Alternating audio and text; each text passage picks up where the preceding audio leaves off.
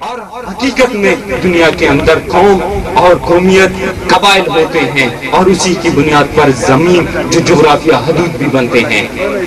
لیکن ان باتوں کو کبھی بھی پاکستان نہ آپ کو پڑھائے گا نہ ان بلوچوں کو پڑھائے گا, نہ ہی وہ آپ لوگوں کو تعلیم دے گا, کیونکہ ہر ہمیشہ دنیا کے اندر جتنے بھی قبضہ گیر گزرے ہیں تو ان کو اس بات کا علم اچھی طرح تھا کہ اگر یہ غلام کچھ پڑھیں گے لکھیں گے تو یہ کل کو ہم لوگوں کے خلاف ہو جائیں گے.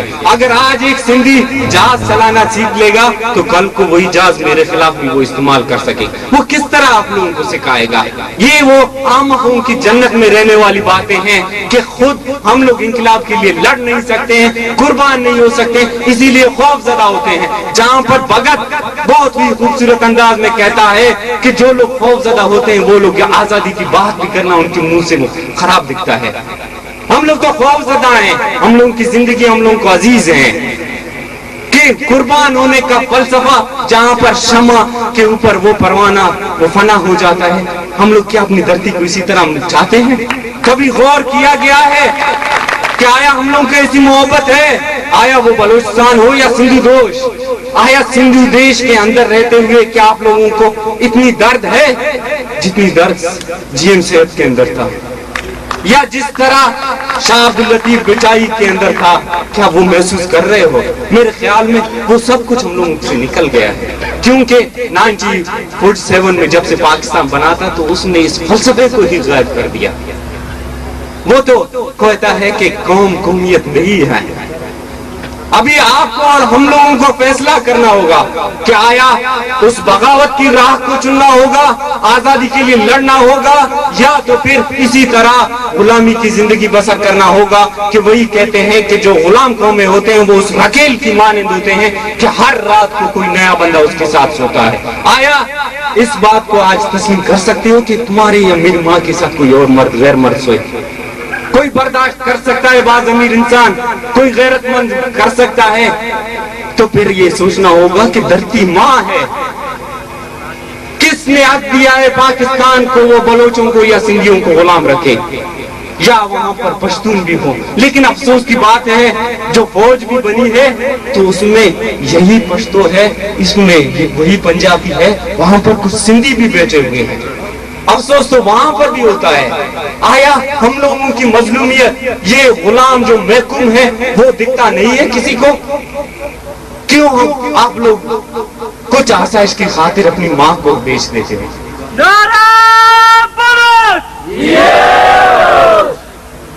حقیقت میں اس اصل جو تصویر کا رخ ہے اسے جاننے کی کوشش کریں.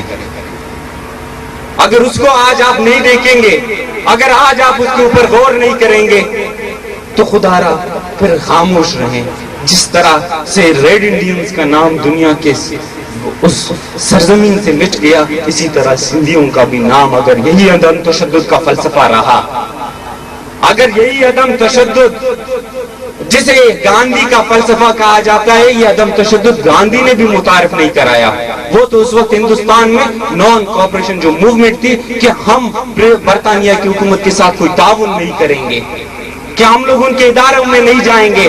آیا کوئی سندھی کل کو پولیس کا وردی پہن کر نہیں جائے گا؟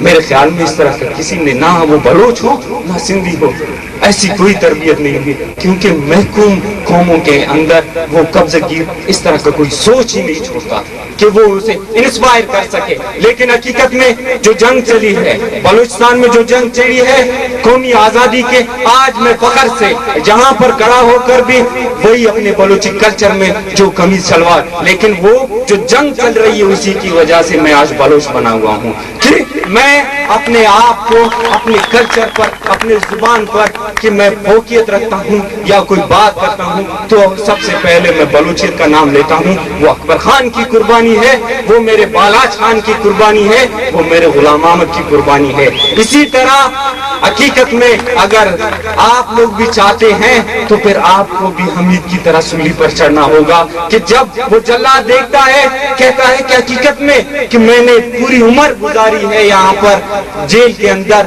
لوگوں کو پھانسی کے پھندے پر لٹکاتے ہوئے دیکھا ہے، لیکن جو جوش، جو ولولہ، حقیقت میں وہ ہنستا ہوا چہرہ کہ خود پھانسی کے اس پھندے کو چوم کر اپنے گلے میں ڈال دے، وہ کون سا جذبہ ہے؟ حقیقت میں وہ قومی جذبہ ہے، نیشنلزم کا جذبہ ہے، وہ آزادی کا جذبہ ہے جو انسان کو مٹنے پر مجبور کر دیتا ہے۔ وہ حقیقت میں بلوچوں نے وہ کر دکھایا ہے اور کر رہے ہیں آج بھی۔ لیکن آزادی کے لیے صرف اور صرف وائلنس ہی وہ بہتر رہا ہے۔ آپ لوگوں کو اور بلوچوں کو آزادی مل سکتی ہے، باقی ریکویسٹ کرنا یا حکومت کا نام لینا یا کسی اور کا نام لینا مجھے ان سے کوئی غرض نہیں ہے۔ میں تو اپنی آزادی چاہتا ہوں، بلوچ قوم کی آزادی، پیور آزادی کہ ہمارے دھرتی سے پاکستانی فورسز کا انخلا چاہیے۔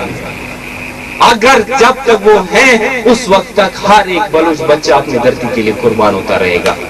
آج حقیقت میں جہاں پر بلوچ خواتین جو کردار ادا کر رہے ہیں، جو اپنی ننگ کا بھی داؤ لگا کر اپنی آزادی کی جنگ کو آگے لے جا رہے ہیں، آج بھی زرگل جو زرینہ مری ہے جس کے ساتھ بار بار یہ پاکستانی فورسز ریپ کرتے ہیں، لیکن اس کی زبان پر صرف ایک ہی کلمہ ہے، قومی آزادی۔ حقیقت میں آج مجھے فخر ہے اپنی بہن پر کہ جس نے مجھے بھی سکھلایا کہ آزادی کے لیے تم پر جس طرح کی بھی مسائل آنے ہوں گے تمہیں برداشت کرنا ہوگا۔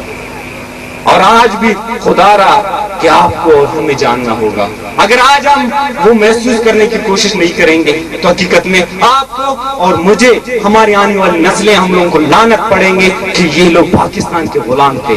دیکھو میرے باپ دادا نے ہماری آزادی کے لیے نہیں لڑا ہے۔ آج بھی دنیا کے تاریخ کو آپ لوگ پڑھتے ہیں تو وہاں پر کسی ایسے گلیڈیٹر کا نام آ جاتا ہے تو حقیقت میں آپ بھی یہاں پر خوش ہو جاتے ہیں۔ اگر کل کو آپ بھی گلیڈیٹر بنیں گے اپنی اس آزادی کی جنگ کے لیے تو آپ کے بھی بچے فخر کریں گے کہ میرے باپ نے آزادی کی راہ پر لڑتے ہوئے جان شہادت نوش کی۔ یا